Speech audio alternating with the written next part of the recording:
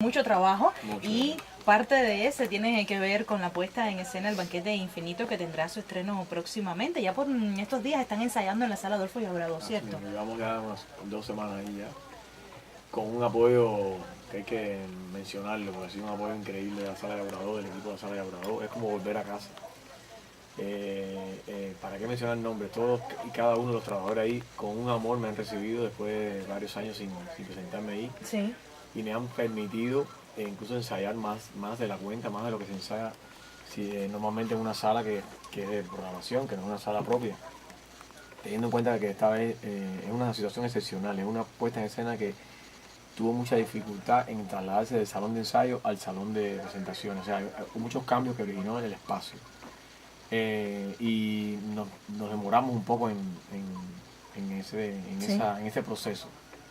Pero igual, fue una experiencia al mismo tiempo rica, porque fue un reto para todo el equipo de adaptarse a un espacio que no se parecía tanto al del salón de ensayo. Y nada, también es una obra mucho más compleja que otras que ha asumido el grupo desde el punto de vista literario, por decirlo de alguna manera. Es una obra con una sintaxis muy diferente, una sintaxis complicada. Hace un uso deliberado de la retórica al hablar, que al mismo tiempo es un juego poético y la obra es difícil de meter en género, pero el autor plantea que es una farsa vertiginosa. Y una farsa vertiginosa quiere decir muchas cosas, o sea, que además tiene momentos de epicidad, de tragicidad, de mucho humor a lo Alberto Pedro, humor terrible, sarcástico, un humor que araña la realidad, que araña al individuo, al ser humano. ¿Hacemos una sinopsis? Sí, Para quien no conoce la obra. Como no, sí, el cuento, la fábula, que claro, lo que de ahí se deriva, sí el espectador tiene que deducirlo, ¿no? Pero es en un salón es un país hipotético, un país que no existe, que no tiene nombre ni apellido, y se supone que es en una época ya un poco más avanzada, es como una obra media futurista, donde se plantea una sociedad en la que el ser humano se ha reproducido en demasía. Hay demasiada gente. Se supone que ocurre una vez que se derrotó el flagelo, le llaman así al flagelo, a el SIDA, que es la enfermedad del siglo XX y parte del XXI.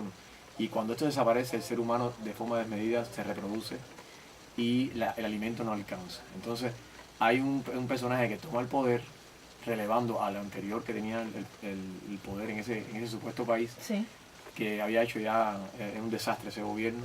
Él le da como una especie de golpe de estado, asume el poder y viene con ideas de cambiarlo todo, de darle un poco de sustento a ese pueblo que está deseoso de comer. Y en ese camino de querer cumplir esas promesas, se vuelve lo mismo que el otro. O sea, es un ciclo cerrado, un ciclo vicioso. Se producen constantes reuniones de este grupo de poder para resolver el problema de la falta de alimento de ese pueblo.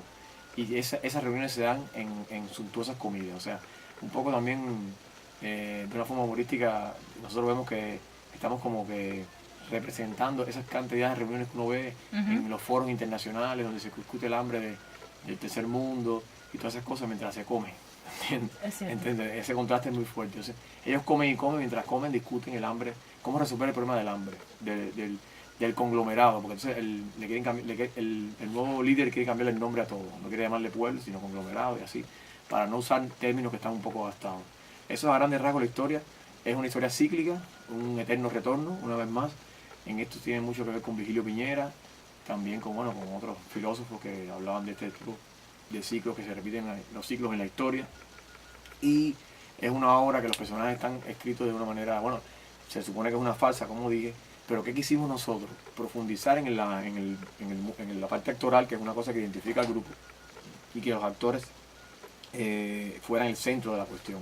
Para eso tuvimos que profundizar en el estudio de los personajes y pedirles que la verdad aflorara en un género que a veces no es así. La farsa a veces se trabaja más con el arquetipo, con la máscara. Y aquí hemos tratado de que tengan una verdad los personajes. ¿Cuántos actores? Son 6 actores en escena. Pero fue un proceso en que se dobló. Entonces teníamos casi 12 actores. Casi todos los personajes estaban doblados. Pero en escena se van a ver 6 actores que interpretan 7 personajes. Porque hay uno que el autor pide que sea el mismo actor. Jóvenes la mayoría. En este caso todos jóvenes, porque sabe que el relevo se impone. Y hay que hacer teatro con la gente joven, porque son los que están ahora dispuestos, ¿no? Y viendo fotos de algunas de las sesiones de ensayo, por ejemplo, vi a este muchacho que actualmente está en el elenco de la telenovela cubana, que transmitimos en este rato, en Tiempos de Amar, el muchacho músico que toca el contrabajo. Ah, sí, Roberto. Ahí Roberto vamos Romero. a visualizar que también tiene entonces su Un carrera en el talento teatro. increíble. Roberto Sí. es un actor joven que está haciendo mucho teatro y bueno. Y estamos muy contentos con él porque es un actor que tiene todas las condiciones del mundo. O sea, tiene excelente voz, es afinadísimo, canta precioso y baila muy bien porque en la obra se tiene que montar en los tambores de Yemayá y bailar algo de Giselle también. Hay una mezcla de la Willy con Yemayá, que es una mezcla muy rara porque estamos hablando de una parte que se vuelve un espectro y el espectro viene como en forma de Willy, o sea que es la Willy de Giselle, es el espíritu de esas almas vírgenes. Y en el caso de Yemayá es la diosa de los mares y como muere en el fondo del mar, él sale del fondo del mar con una bata de Yemayá que cuando se la quita debajo de Giselle. Entonces ese actor, Roberto, que ahora menciona, Sí. tiene que hacer todo eso. Entonces tenemos otro grupo de actores, pues, un actor... Hay otra muchacha que también apareció en la serie televisiva de Amor y de Esperanza. Que Esa es Amalia la tatuadora. Gaute. Amalia Gaute, que es una excelente joven actriz también, Sí. que hace personajes de Viril Tercera. Oye los nombres de los personajes: Viril Tercera, Viril Primera, que lo hace Roberto, que además es como un travesti disfrazado de japonesa en la obra. La Viril Segunda, que la doblan Jordán Cariosa, nuestra actriz de siempre, y Jessica Borroto.